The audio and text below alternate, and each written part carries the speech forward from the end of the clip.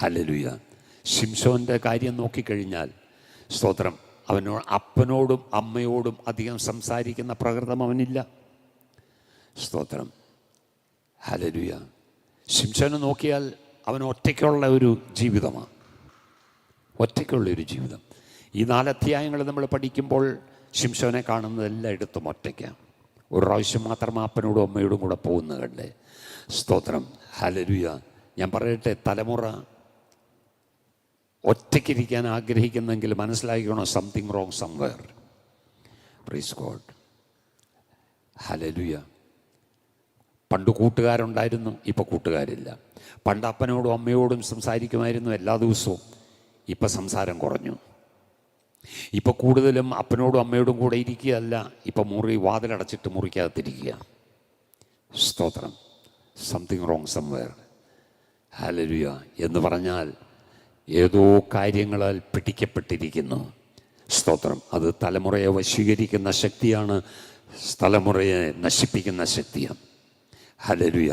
അത് മാതാപിതാക്കൾ തിരിച്ചറിഞ്ഞ്, സ്തോത്രം, ഹല്ലേലൂയ, വേണ്ട കാര്യങ്ങൾ ക്രമീകരിച്ചില്ലെങ്കിൽ ദൈവം നമ്മുടെ തലമുറകളെക്കുറിച്ചുള്ള പദ്ധതികൾ പൂർത്തീകരിച്ചെടുപ്പാൻ കഴിയാതെ പോകും. സ്തോത്രം.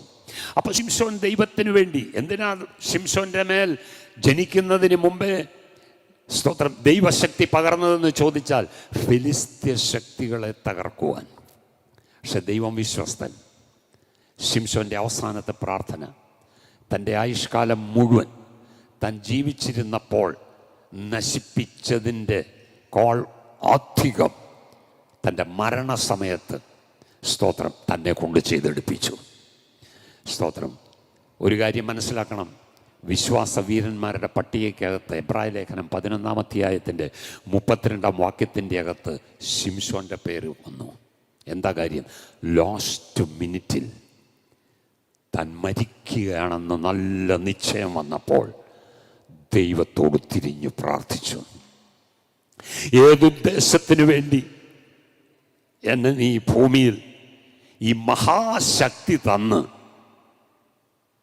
ഇത്രത്തോളം കൊണ്ടുവന്നു, ഇപ്പോൾ എൻ്റെ കണ്ണ് കുത്തിപ്പൊട്ടിച്ച് ഇനി എന്നെ ഒന്നിനും കൊള്ളാത്തവനായി എന്നെ ബന്ധിച്ച് ഫിലിസ്ത്യരുടെ മുമ്പിൽ എന്നെ ഒരു കളിപ്പാട്ടം പോലെ അവർ സ്തോത്രം വേട്ടയാടുമ്പോൾ ദൈവത്തോട് തിരിഞ്ഞു പറഞ്ഞു, തെറ്റിപ്പോയി, ആ ശക്തി എനിക്ക് ഒരിക്കൽ കൂടെ വേണം. ഏതുദ്ദേശത്തിന് വേണ്ടിയാണോ അത് തികച്ചെടുക്കാൻ ഞാനിതാ സന്നദ്ധൻ എന്ന് പറഞ്ഞ് ഏൽപ്പിച്ചു കൊടുത്തു. ഒരു മാനസാന്തരം അവിടെ നടന്നു.